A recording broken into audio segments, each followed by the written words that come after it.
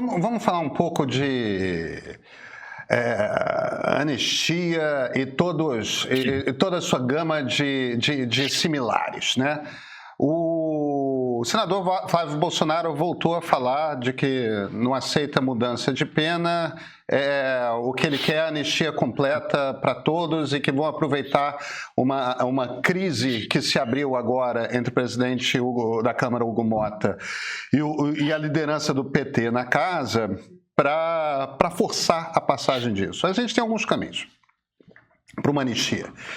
A gente tem o caminho pelo Congresso Nacional, aí Câmara e Senado teriam que aprovar. Ou então, tem a possibilidade de uma graça presidencial, caso um candidato que não o atual presidente Lula seja eleito, aí no ano que vem poderia ou não oferecer essa graça e conceder liberdade desde a turma que foi presa por conta do 8 de janeiro até Jair Bolsonaro, os 4 estrelas todos que foram igualmente condenados, Almirante e tudo mais.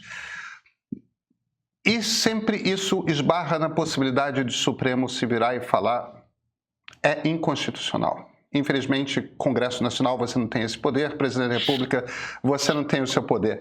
Esse poder. Como é que o senhor acha que é o processo disso?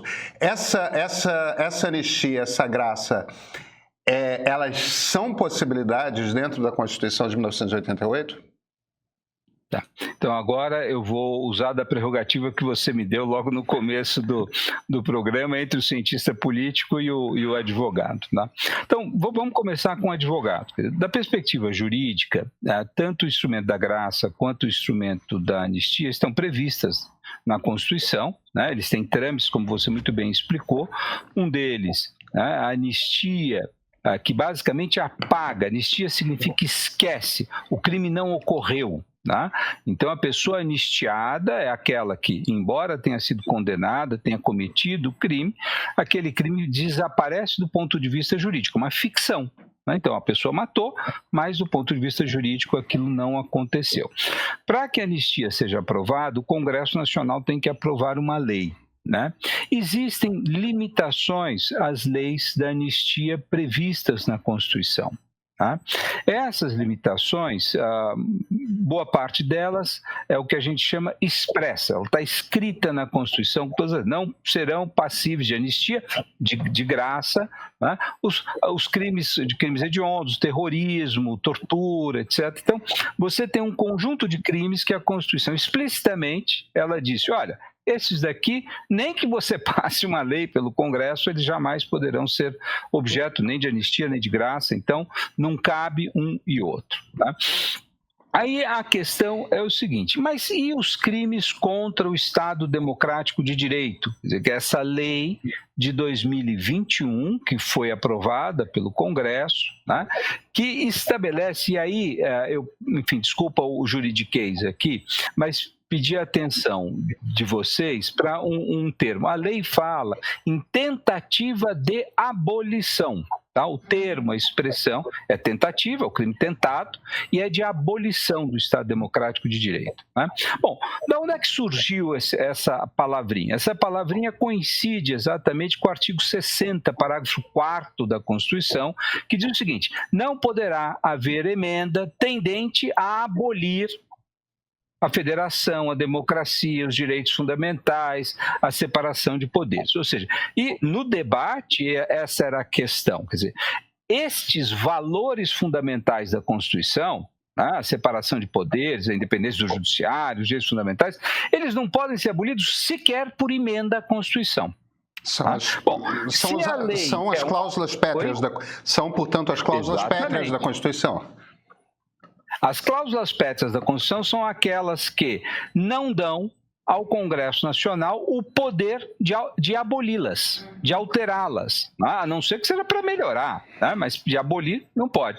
Então, o raciocínio muito, vamos dizer, cartesiano é que se você não pode revogar uma cláusula pétrea por meio de emenda, muito menos você pode revogar a sentença de alguém que buscou abolir uma cláusula pétrea por lei ordinária. né? E isso já foi expresso pelo Supremo Tribunal Federal em outros julgamentos, como, vamos dizer, aquilo que auxiliar ao julgamento. Não era um julgamento especificamente sobre isso, mas vários ministros já se manifestaram que, evidentemente, que você não pode fazer uma anistia, não pode aprovar uma anistia em relação àqueles que cometeram crimes contra o Estado Democrático de Direito, porque colocaram em risco uma cláusula pétrea da Constituição.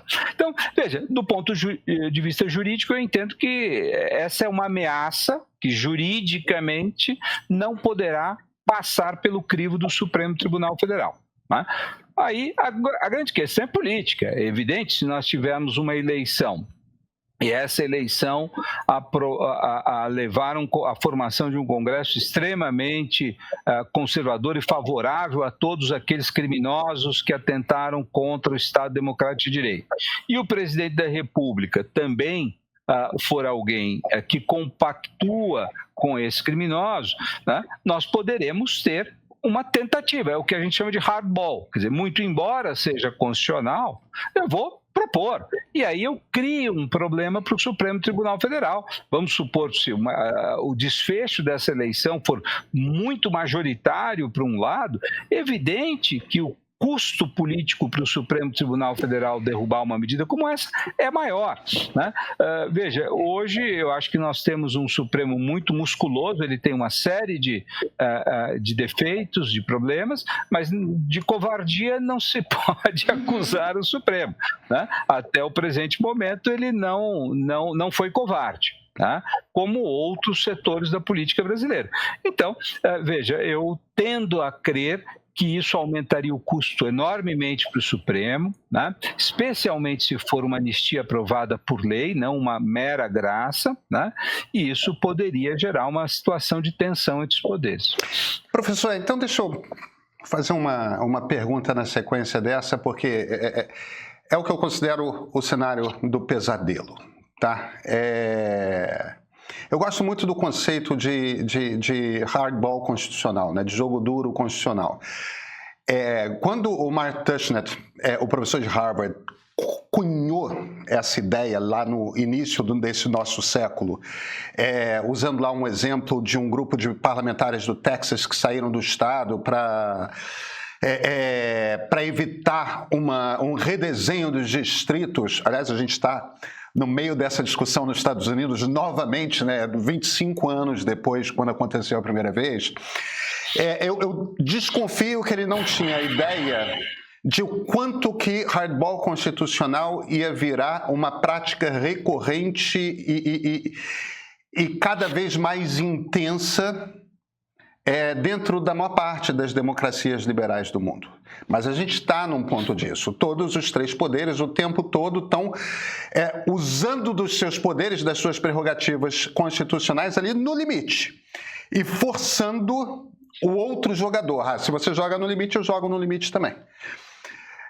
Qual é o risco disso? Vamos usar o candidato à presidência, o pré-candidato à presidência, que mais claramente disse que pretende conceder a graça constitucional é o atual governador de São Paulo, Tarcísio de Freitas. Ele já deu entrevista, mais de uma entrevista, dizendo que o ato zero dele na presidência da República, isso é uma afirmação muito forte, o ato zero dele na presidência da República é conceder a graça ao ex-presidente Bolsonaro, aos generais, à turma do 8 de janeiro, todo mundo. Tudo bem. Digamos que Tarcísio seja eleito. Ele não vai ser eleito por uma grande maioria. Ele vai ser eleito, segundo todo mundo de pesquisa, como qualquer presidente será eleito, por 1,5%, 2% de votos de diferença. Vai ser, novamente, uma eleição apertada. Mas digamos que ele seja eleito, não é um cenário absurdo a gente levar isso em consideração. Aí, o ato zero é fazer isso. Me parece, ainda mais com a composição do Supremo que deve sair após o governo Lula, a gente não sabe, evidentemente, se o Senado brasileiro não vai decidir fazer o que o americano fez no final do governo Obama e simplesmente não apreciar uma indicação do presidente Lula. Isso não acho que já se tornou uma possibilidade no chão. Ainda assim, no momento zero do seu mandato, o Tarcísio não terá indicado ainda e aprovado um novo ministro. O presidente concede a graça constitucional. Chega no Supremo 2 dias depois, junta-se o Pleno do Supremo e diz: é inconstitucional.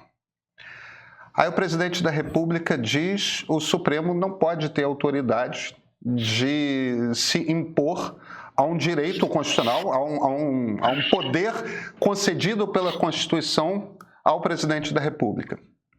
Estamos numa crise constitucional. E o problema do hardball é esse. Tem um momento do hardball que, se nenhum dos dois cede, estamos numa crise constitucional. E o que acontece? Aí eu não sei mais se eu estou perguntando para o jurista ou para o cientista político, tá? Porque aí as fronteiras se dissolvem.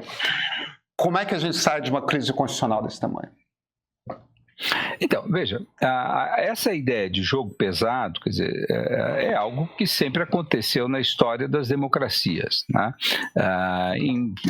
Especialmente presidentes de cunho populista, né, tendem a usar das suas prerrogativas governamentais para esticar a corda, né? Eu acho que às vezes a tradução aqui para o português, porque isso é uma coisa do beisebol, né? Você joga a bola na testa do amigo, do joelho do inimigo, né?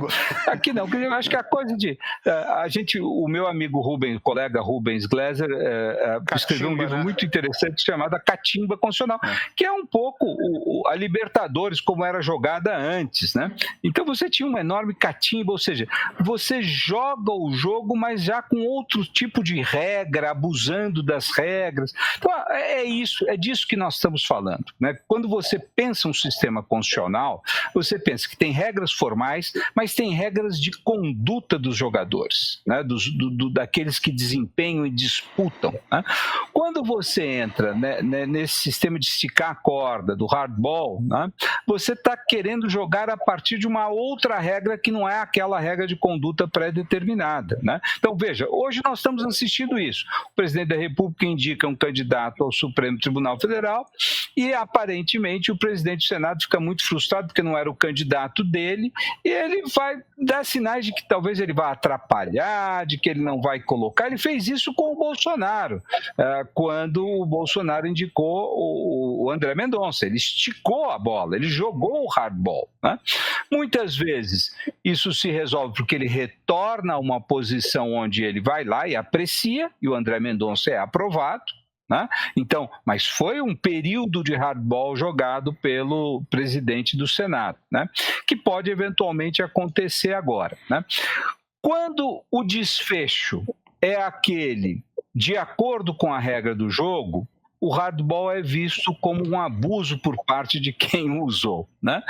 Quando a regra do jogo muda, porque vamos supor, ele não só não aprova o candidato do presidente, mas eventualmente aprova aquele que era o seu candidato, quer dizer, obriga o presidente a indicar o outro ministro, bom, a regra do jogo mudou, né? Então, esse é um pouco a consequência.